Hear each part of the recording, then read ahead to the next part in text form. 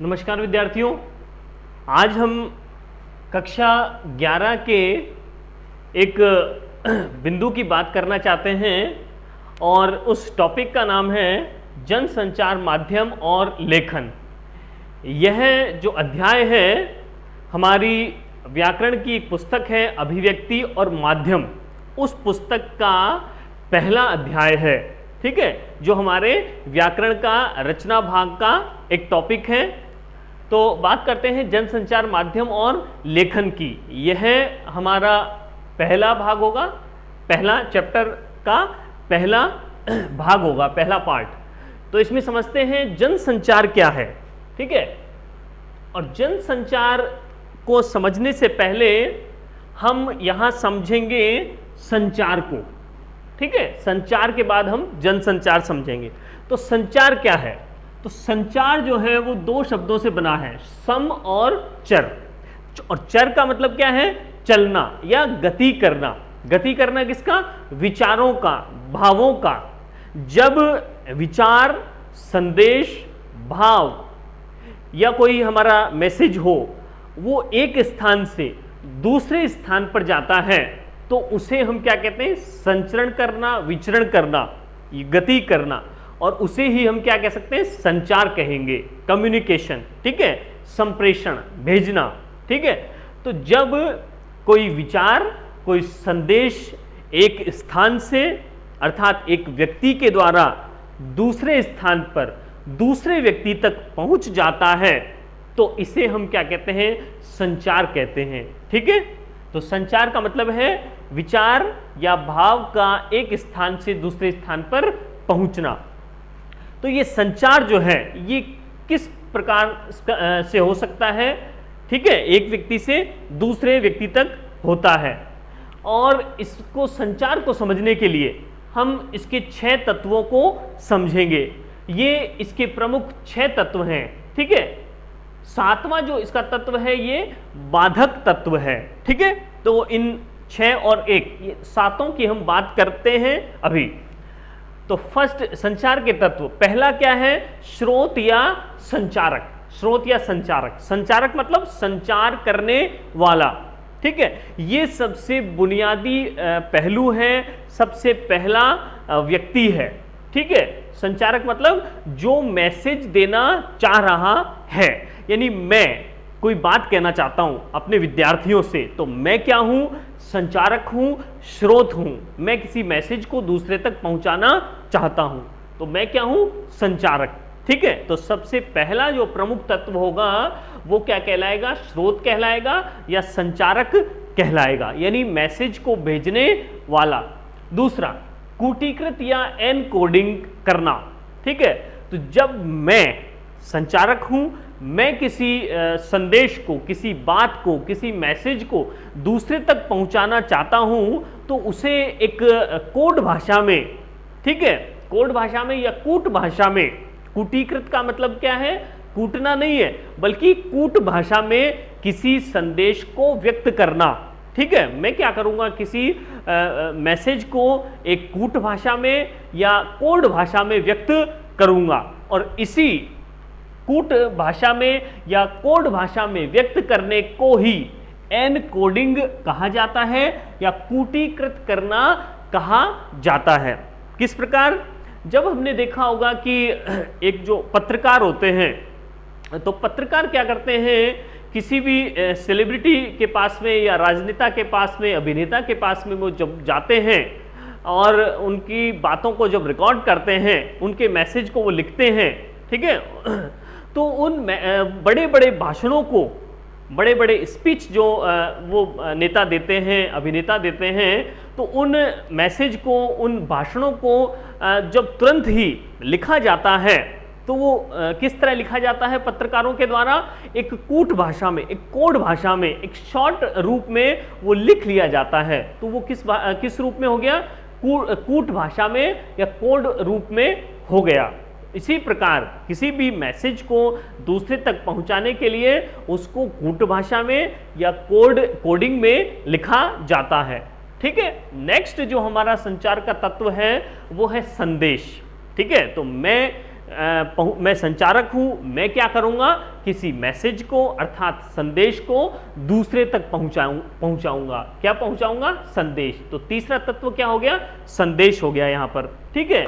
उसके बाद में चौथा जो तत्व होगा वो होगा माध्यम, ठीक है। तो मैं जब कोई संदेश देना चाहता हूं और मैं बोल करके अपनी बात को प्रकट कर रहा हूं और बोलने में जो शब्द काम में आ रहे हैं और वो शब्द जो दूसरे तक पहुंच रहे हैं वो किस तरीके से पहुंच रहे हैं, ध्वनि तरंगों के माध्यम से या वायु तरंगों के माध्यम से दूसरे तक पहुंच रहे हैं, ठीक है। तो मेरी बात को दूसरे तक पहुंचने का जो जरिया है, जो मीडियम है, वो क्या है, वो तरंगे हैं, ठीक है। वो तरंगे दूसरे तक पहुंचा रही है। तो वो जो तरंगे होंगी, वायु तरंगे या ध्वनि तरंगे, वो क्या कहलाएंगी, वो माध्यम कहलाएंगी, ठीक है। किसी संदेश को दूसरे तक पहुंचाने का जरिया या मीडियम। नेक्स्ट पॉइंट है प्राप्तकर्ता या रिसीवर। उसके मैं जब किसी संदेश को दूसरे तक भेजूंगा और जिसको मैं भेज रहा हूं वो क्या कहलाएगा, वो प्राप्तकर्ता कहलाएगा या रिसीवर कहलाएगा। यानी रिसीवर का मतलब प्राप्त करने वाला, जिसको मैं बताना चाहता हूं वो कहलाएगा रिसीवर या प्राप्तकर्ता, अर्थात संदेश को प्राप्त करने वाला। नेक्स्ट है फीडबैक। छठे नंबर पे क्या होगा, जो भी मैं संदेश दूंगा किन्हीं विद्यार्थियों को, हो सकता है एक विद्यार्थी को, हो सकता है बहुत लोगों को, तो जो वो मैसेज में दूंगा तो उसका फीडबैक मुझे मिलेगा, ठीक है। हो सकता है वो सकारात्मक भी हो या फिर नकारात्मक भी हो सकता है। तो किसी भी मैसेज पर या संदेश पर क्या होगा, प्रतिक्रिया मिलेगी। फीडबैक को हम क्या कह सकते हैं हिंदी में, प्रतिक्रिया। तो प्रतिक्रिया सकारात्मक और नकारात्मक भी हो सकती है। नेक्स्ट जो हमारा पॉइंट होगा वो होगा शोर। ये शोर क्या है, ये संचार का एक बाधक तत्व है। बाधा उपस्थित करने वाला, यानी संचार में बाधा उपस्थित कर देता है ये, ठीक है ना। जैसे मैं अपने विद्यार्थियों को कुछ बात कहना चाहता हूं और हो सकता है कि वो जो संदेश था वो मेरे विद्यार्थियों के पास वो क्लियर नहीं गया है, ठीक है ना। क्लियर क्यों नहीं गया, क्योंकि उसमें कुछ शोर आ गया है, कुछ बाधक तत्व आ गए हैं। किस प्रकार के, वो तकनीकी समस्याएं हो सकती हैं, वो भौतिक समस्याएं हो सकती है। हो सकता है मेरी आवाज क्लियर नहीं जा रही हो सकता है मेरी आवाज धीमी जा रही हो, ठीक है ना। किसी भी प्रकार की ये समस्या हो सकती है जिनके कारण वो जो मैसेज होगा, वो संदेश होगा, वो उस रूप में नहीं पहुंचेगा जिस रूप में मैं पहुंचाना चाहता हूं। तो शोर या नॉइस भी कह सकते हैं इसको। और ये क्या है, ये इस संचार का बाधक तत्व है। तो अभी हमने क्या पढ़ा कि संचार के तत्व, ये 6 तत्व हो गए यहां तक, और 7वां जो तत्व है ये संचार में बाधा उपस्थित करने वाला तत्व है। नेक्स्ट हम देखेंगे कि ये संचार से होता क्या है, ठीक है। ये कम्युनिकेशन जो होता है उसमें उसका रोल क्या है, ठीक है, क्यों किया जाता है संचार, ठीक है। तो इस संचार के कार्य क्या हैं हम समझते हैं। तो सबसे पहला कार्य है वस्तु को प्राप्त करना। यानी मैं कुछ प्राप्त करना चाहता हूं, ठीक है। मैं बैठा हुआ हूं, टीवी देख रहा हूं और मैं अपने छोटे भाई से कहता हूं कि एक गिलास मुझे पानी पकड़ा देना, पानी पिलाना, ठीक है ना। तो मुझे कोई वस्तु चाहिए तो उसके लिए मुझे संचार करना पड़ेगा, ठीक है ना। कुछ मैसेज मुझे देना पड़ेगा अपने छोटे भाई को, ठीक है। तो वस्तु को प्राप्त करने के लिए भी ये संचार किया जाता है, अर्थात कम्युनिकेशन किया जाता है। तो मेरे और मेरे भाई के बीच में जो बात हुई वो कहलाएगा संचार। क्यों हुआ, वस्तु को प्राप्त करने के लिए। नेक्स्ट है व्यक्ति के व्यवहार को नियंत्रित करना। और जिस प्रकार कोई एक शिक्षक के द्वारा, अध्यापक के द्वारा पूरी कक्षा को निर्देश दिया जाता है कि हाँ आज हम इस टॉपिक का अध्ययन करेंगे और सभी विद्यार्थी पुस्तक का ये नंबर, जो पेज नंबर है उस पर आप देखेंगे और उसको रीड करेंगे, समझेंगे। तो ये निर्देश देने पर क्या होगा, उस पूरी कक्षा का जो व्यवहार है वो नियंत्रित होगा, ठीक है ना। उनको पता रहेगा कि हमें क्या करना है। ठीक है ना। तो वो किस कारण हुआ? मेरे मैसेज देने के कारण, ठीक है, मेरे द्वारा संचार करने के कारण, ठीक है। तो व्यक्ति के व्यवहार को भी नियंत्रित किया जा सकता है संचार के द्वारा, ठीक है ना, कहने के द्वारा। नेक्स्ट है सूचना विनिमय। विनिमय का मतलब है आदान और प्रदान, ठीक है। मैं किसी बात को बताना चाहता हूं, कोई भी मैसेज मेरे पास है, नई इंफॉर्मेशन है, और उस इंफॉर्मेशन को मैं अपने मित्रों के साथ, अपने विद्यार्थियों के साथ उसे शेयर करना चाहता हूं, बांटना चाहता हूं। तो वो कैसे बांटूंगा? चुप रहकर नहीं बांट सकता, मुझे उसको बताना पड़ेगा, कम्युनिकेट करना पड़ेगा, संप्रेषण करना पड़ेगा, और इसी बात को, किसी बात को दूसरे तक पहुंचाने को ही क्या कहते हैं? संचार कहते हैं, ठीक है। तो सूचना के आदान और प्रदान को भी, सूचना का जो आदान प्रदान होता है वो भी क्या है? संचार का ही कार्य है, ठीक है। इसीलिए हम संचार करते हैं। और क्यों करते हैं? भावों की अभिव्यक्ति के लिए, ठीक है। मेरे अंदर कुछ भाव है, ठीक है, मैं चुप रहकर व्यक्त नहीं कर सकता, मुझे बोलना पड़ेगा, क्योंकि मनुष्य एक सामाजिक प्राणी है और उसके मन में भाव कोई ना कोई आते रहते हैं, आएंगे ही, रोक नहीं सकता है मनुष्य, चाहे वो अच्छे हों या बुरे भाव हों, हर प्रकार के विचार उसके मन में आते रहेंगे। हो सकता है कोई उन पर कंट्रोल कर ले, लेकिन वो विचार तो आते ही रहेंगे, ठीक है। तो उन विचारों की, उन भावों को एक्सप्रेस करने के लिए, अभिव्यक्त करने के लिए कि भाई मैं ऐसा सोचता हूं इस विषय पर, इस प्रकार का जताने के लिए, बताने के लिए क्या चाहिए? संचार करना पड़ेगा, विचारों को देना पड़ेगा, और विचारों को देना और लेना ही संचार है।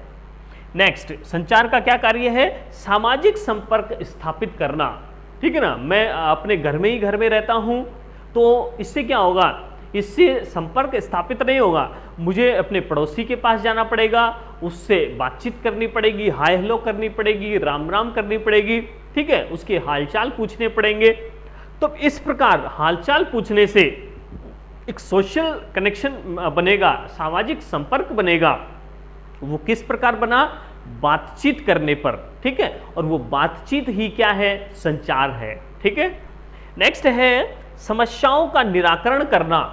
अगर मेरे पेट में दर्द है, मुझे बुखार है, जुकाम है, कोई परेशानी है, तो मैं उस बात को जब तक दूसरे को नहीं बताऊंगा, ठीक है, पेट में दर्द हो रहा है तो मैं अपने परिवार में, फैमिली में बात नहीं करूंगा, डिस्कस नहीं करूंगा, तो क्या होगा? किसी को पता नहीं चलेगा। अगर मुझे मेंटली कुछ प्रॉब्लम है तो दूसरे को मुझे बताना पड़ेगा कि ये समस्या से मैं जूझ रहा हूं और हो सकता है कि उसका समाधान मुझे मिल जाए, ठीक है ना। तो समस्याओं का निराकरण करने के लिए भी क्या करना पड़ेगा? संचार करना पड़ेगा, ठीक है। नेक्स्ट है 7वें नंबर पे है विषय पर प्रतिक्रिया देना। कोई भी मान लीजिए समाचार पत्रों में कोई एक न्यूज छपी है, ऐसी कोई न्यूज है, हो सकता है किसी को अच्छी भी लगे, हो सकता है उस पर नेगेटिव कमेंट्स भी आएंगे, ठीक है ना। तो ऐसा कोई विचार जब रखा गया तो उस टॉपिक पर, और हो सकता है जो ट्रेंड चल रहा है उस ट्रेंड पर कुछ लोगों की राय उसमें पॉजिटिव हो सकती है, कुछ लोगों की नेगेटिव थिंकिंग भी उस पर हो सकती है। तो उस मुद्दे पर, उस ट्रेंड पर, ठीक है, एक राय देना, प्रतिक्रिया देना, फीडबैक देने के लिए भी हमको बोलना पड़ेगा, हमको विचार व्यक्त करने पड़ेंगे। और विचार व्यक्त करना ही, विचारों को देना ही क्या है? संचार है। और 8वां इसका पॉइंट है भूमिका का निर्वहन करना, भूमिका का निर्वाह करना, भूमिका निभाना। भूमिका किस प्रकार? जैसे मेरा रोल है एक शिक्षक का, अध्यापक का रोल है, तो उसको बताने के लिए, उसको रोल को निभाने के लिए मुझे क्या करना पड़ेगा? कुछ गाइड करना पड़ेगा, कुछ निर्देश देने पड़ेंगे उस रोल को निभाने के लिए, ठीक है ना। तो वो जो गाइड मैं करूंगा तो वो किसके माध्यम से करूंगा? वो संचार करूंगा, मैं कम्युनिकेशन करूंगा, ठीक है ना। तो ये जो कम्युनिकेशन है वो क्या करता है? ये हमने पढ़े, इसके 8 कार्य: संचार के द्वारा ये 8 कार्यों को किया जाता है। इसलिए ये संचार हमारे जीवन के लिए, मनुष्य के जीवन के लिए अवश्यम भावी है। ठीक है, इसके बिना हमारा जीवन नहीं चल सकता है। नेक्स्ट हम देखेंगे संचार के प्रकार। ठीक है, तो ये संचार के जो प्रकार हैं, संचार के प्रकार 4 प्रकार हैं। ठीक है, 4 प्रकार के होते हैं संचार। 4 प्रकार से हम कम्युनिकेशन कर सकते हैं। सबसे पहला अंतःवैयक्तिक, ध्यान से समझिए। अंतःवैयक्तिक का मतलब है ऐसा संचार जो कि एक ही व्यक्ति के द्वारा किया जाता है। अब एक व्यक्ति किस प्रकार होगा, हम सोचेंगे कि बात करने के लिए कम से कम 2 तो चाहिए ही चाहिए। ठीक है ना, तो एक व्यक्ति के द्वारा भी संचार किया जा सकता है। किस प्रकार कि जब हम किसी मुद्दे पर चिंतन मनन करते हैं, मंथन करते हैं, हम मूल्यांकन करते हैं कि आज मैंने कौन कौन से काम सही किए, कौन से गलत किए, तो मैं उसका मूल्यांकन करूंगा, आत्म साक्षात्कार करूंगा। मतलब ऐसा इंटरव्यू, ऐसा साक्षात्कार जिसमें मैं खुद से ही सवाल पूछूंगा कि क्या जो मैं कदम उठाने जा रहा हूं क्या वो सही है या गलत है। ठीक है ना, तो इस प्रकार खुद से ही बातें करना, खुद से ही साक्षात्कार करना क्या कहलाएगा, अंतःवैयक्तिक संचार कहलाएगा। कितने लोग होंगे इसमें, केवल एक ही व्यक्ति होगा। वही व्यक्ति क्या करेगा, खुद से ही बात करेगा, खुद ही प्रश्न करेगा, खुद ही उसका उत्तर देगा। एक ही व्यक्ति होगा और वो क्या करेगा, उसके मन से वो जो मैसेज हैं, जो विचार हैं, वो चलते रहेंगे और विचारों का चलना ही संचार कहलाता है। ठीक है, तो ये कौन सा प्रकार हो जाएगा, अंतःवैयक्तिक। कितने व्यक्ति होंगे, एक व्यक्ति। नेक्स्ट है अंतर्वैयक्तिक। ध्यान रखिए, अंतर्वैयक्तिक, इसमें कितने लोग होंगे, कम से कम 2 लोग होने चाहिए। अंतर्वैयक्तिक का मतलब है जब कोई व्यक्ति अपना मैसेज, अपना संदेश दूसरे तक पहुंचाता है और दूसरे से कोई मैसेज ग्रहण करता है, तो इस प्रकार के संचार को, कम्युनिकेशन को अंतर्वैयक्तिक संचार कहा जाता है। किस प्रकार, जब कोई साक्षात्कार लिया जाता है, इंटरव्यू लिया जाता है, तब एक व्यक्ति पूछने वाला होता है, क्वेश्चन पूछता है, और दूसरा व्यक्ति जिसका इंटरव्यू लिया जाता है वो उसके आंसर दिए जाता है। ठीक है ना, तो इस प्रकार 2 व्यक्ति होते हैं, उनके बीच जो संचार होगा वो अंतर्वैयक्तिक संचार होगा। ठीक है ना, तो इस प्रकार इसमें ध्यान दीजिए, 2 सेम हमको लगेंगे, लेकिन अंतर है इसमें, समझिए। ये अंतःवैयक्तिक है इसमें और दूसरा है अंतर्वैयक्तिक। क्या अंतर है, इसमें एक ही व्यक्ति है, वो खुद से ही बात कर रहा है। अंतर्वैयक्तिक में 2 व्यक्ति हैं, वो विचारों का आदान प्रदान कर रहे हैं, बातचीत कर रहे हैं, वार्तालाप कर रहे हैं। थर्ड नंबर है समूह संचार। समूह का मतलब हो गया ग्रुप। जब एक ग्रुप के द्वारा कोई बात की जाए, कुछ मुद्दे पर बहस की जाए, ठीक है ना, तो वो समूह संचार कहलाएगा। कितने लोग होंगे इसमें, बहुत से लोग होंगे। ठीक है, बहुत से लोग इसमें हो सकते हैं, कोई इसका क्राइटेरिया फिक्स नहीं है, उसमें नंबर ऑफ जितने भी पीपल होंगे वो उसमें फिक्स नहीं है, कितना भी हो सकता है, छोटा ग्रुप भी हो सकता है, बड़ा ग्रुप भी हो सकता है। ठीक है ना, उसमें होंगे कितने, 2 से अधिक व्यक्ति होंगे। तो वो व्यक्ति क्या करेंगे, वो जो व्यक्तियों का दल होगा, वो जो ग्रुप होगा, वो जब अपने अपने विचार रखेंगे और दूसरे के विचार लेंगे, तो इस प्रकार का जो संचार होगा, इस प्रकार की बातचीत, कन्वर्सेशन जो होगी, वो क्या कहलाएगी, समूह संचार कहलाएगी। ठीक है ना, तो कहां पर होता है ये समूह संचार, ये कक्षा में होता है। कक्षा में शिक्षक जो है अपना मैसेज देता है, अपने कंटेंट को बताता है और विद्यार्थी उस पर प्रश्न करते हैं, अपनी बात को, अपने विचारों को रखते हैं। तो सभी लोग जो हैं, एक दूसरे जो लोग हैं वो एक दूसरे के विचारों को जान पाते हैं, ग्रहण भी करते हैं और विचारों को प्रदान भी करते हैं। जिस प्रकार से संसद में होता है, संसद में क्या होता है कि जितने भी वहाँ मेंबर इकट्ठा हैं, प्रेजेंट हैं, वो सब क्या करेंगे, अब बारी बारी से अपने विचारों को रखते हैं और जब उनकी बारी समाप्त हो जाती है तब वो दूसरे के विचारों को सुनते हैं। तो इस प्रकार से ग्रुप डिस्कशन करना समूह संचार का एक रूप है। नेक्स्ट है जन संचार, यानी जन संचार का मतलब क्या हो गया, मास कम्युनिकेशन। पूरे मास के अंदर, जन समूह के अंदर जब बातचीत होगी तो वो जन संचार कहलाएगा।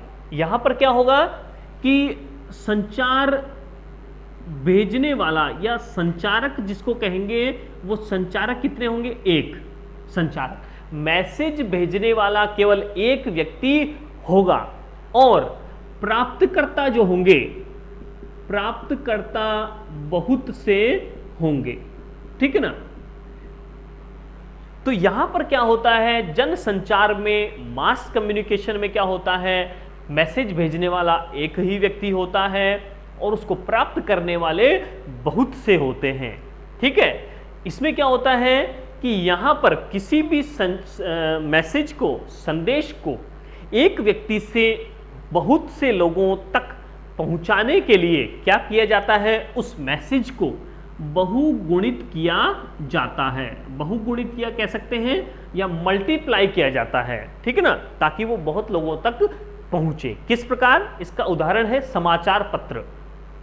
समाचार पत्र में क्या किया जाता है, एक ही संपादक होता है किसी न्यूज़पेपर एजेंसी का, और वो जो संपादक होगा वो एडिटर क्या करेगा, पूरे देश में या कह सकते हैं पूरे राज्य में वो क्या करेगा, अपने मैसेज को, अपने न्यूज को क्या करेगा, वो पहुंचाएगा, उसकी सप्लाई करेगा, डिलीवरी देगा, ठीक है ना। तो इस प्रकार एक जो संचारक होता है किसी तकनीक के द्वारा, एक संचारक किसी तकनीक के द्वारा बहुत से लोगों तक बहुगुणित करके, उस मैसेज को बहुगुणित करके जब समाचार या संदेश पहुंचाता है तो वो जन संचार कहलाता है। इसमें समाचार पत्र आ सकता है, रेडियो आ सकता है और टीवी आ सकता है, ठीक है ना। तो यहां देखिए, ये समूह संचार और जन संचार, इसमें भी बहुत से लोग हैं और इसमें भी बहुत से लोग हैं। अंतर क्या है कि समूह संचार में प्राप्तकर्ता भी बहुत, संचारक भी बहुत से होते हैं और प्राप्तकर्ता भी बहुत से होते हैं, ठीक है ना। मैसेज को देने वाले भी बहुत सारे हैं और प्राप्त करने वाले भी बहुत सारे हैं, तो वो समूह संचार कहलाएगा। लेकिन जहां पर संचारक एक ही हो, मैसेज भेजने वाला एक ही है लेकिन उसको प्राप्त करने वाले बहुत से हैं, तो वो जन संचार कहलाएगा। और इसी जन संचार की हम बात आगे करेंगे, उसको हम डिटेल से पढ़ना चाहेंगे।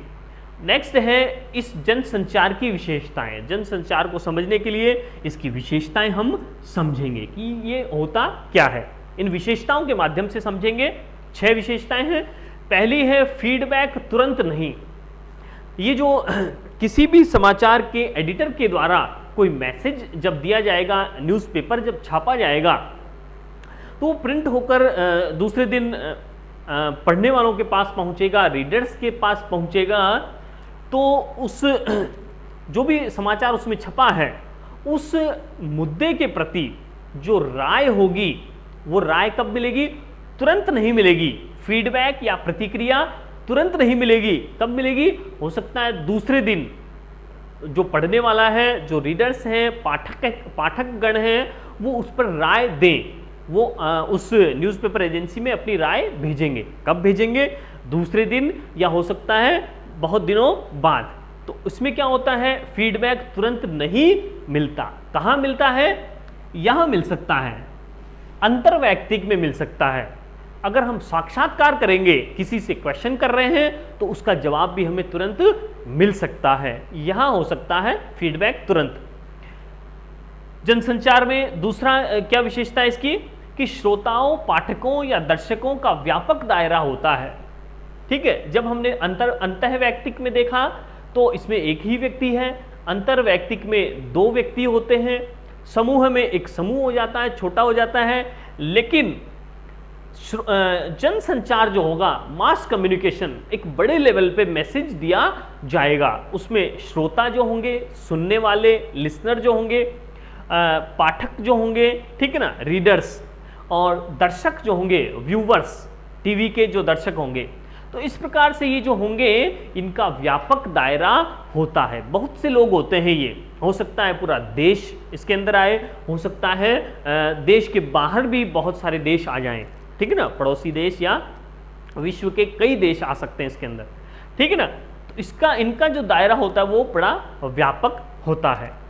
नेक्स्ट विशेषता क्या होगी कि संदेशों की सार्वजनिक प्रकृति होती है। प्रकृति मतलब स्वभाव। यहां पर जो संदेश दिया जाएगा, यानी न्यूज़पेपर में कोई संदेश होगा, या रेडियो का कोई संदेश होगा, या टीवी का कोई संदेश होगा, तो वो संदेश किसके लिए होता है? किसी एक फैमिली मेंबर के लिए नहीं है। किसके लिए है? वो पूरे जन समूह के लिए है, ठीक है ना, जन के लिए है, मास के लिए है, बहुत सारे एक बड़े विशाल वर्ग के लिए वो संदेश पहुंचाया जा रहा है, बनाया जा रहा है, ठीक है ना। तो वो संदेशों की सार्वजनिक प्रकृति है, पब्लिक, पूरे पब्लिक के लिए है वो, ठीक है ना, पर्सनल मैसेज नहीं है, ठीक है ना। वो कहाँ हो सकता है? अंतः वैयक्तिक में हो सकता है पर्सनल मैसेज, या अंतर वैयक्तिक में दो लोगों की बात हो सकती है, सीमित एरिया उसका हो सकता है। लेकिन यहाँ पर क्या होगा? जनसंचार का जो मैसेज होगा वो पब्लिक, पूरे पब्लिक के लिए होगा, आम जनता के लिए होगा।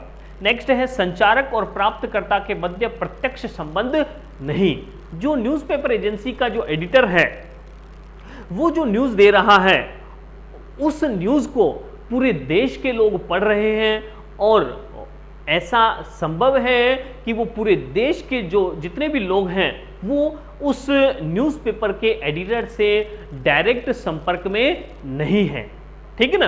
तो उस संचारक का, यानी मैसेज भेजने वाले का, और प्राप्तकर्ता का, जो उस समाचार को पढ़ रहे हैं, इन दोनों के बीच कोई डायरेक्ट कनेक्शन नहीं होता है। कहाँ होता है? यहाँ हो सकता है, ठीक है, अंतः वैयक्तिक में होता ही है, और समूह संचार में भी हो सकता है, लेकिन यहाँ कोई कनेक्शन संचारक और प्राप्तकर्ता के मध्य नहीं होता है। नेक्स्ट है औपचारिक संगठन की आवश्यकता। तो जिस प्रकार हम क्या करते हैं, मान लीजिए साक्षात्कार ले रहे हैं, इंटरव्यू ले रहे हैं, या मान लीजिए बात कर रहे हैं, दो दोस्त बात कर रहे हैं, तो वो क्या कहलाएगा? अंतर्वैयक्तिक।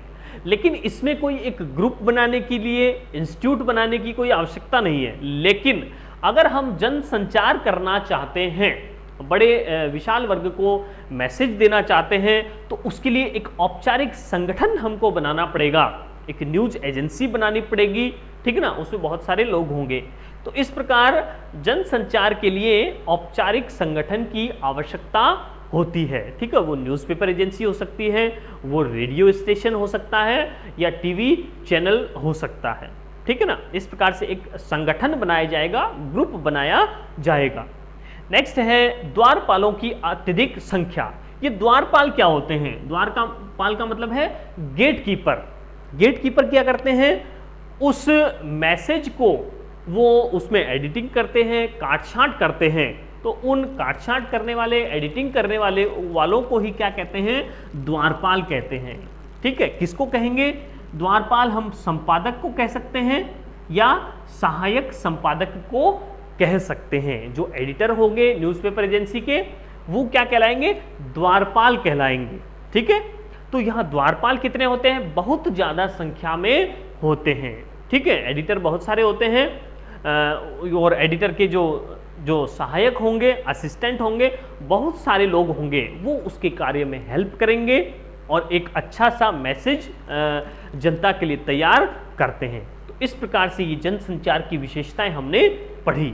तो आज हमने जाना संचार और जनसंचार के बारे में। नेक्स्ट क्लास में हम बात करते हैं कि ये जनसंचार के कितने प्रकार हो सकते हैं, इसको हम डिटेल से बात करेंगे नेक्स्ट क्लास में। धन्यवाद।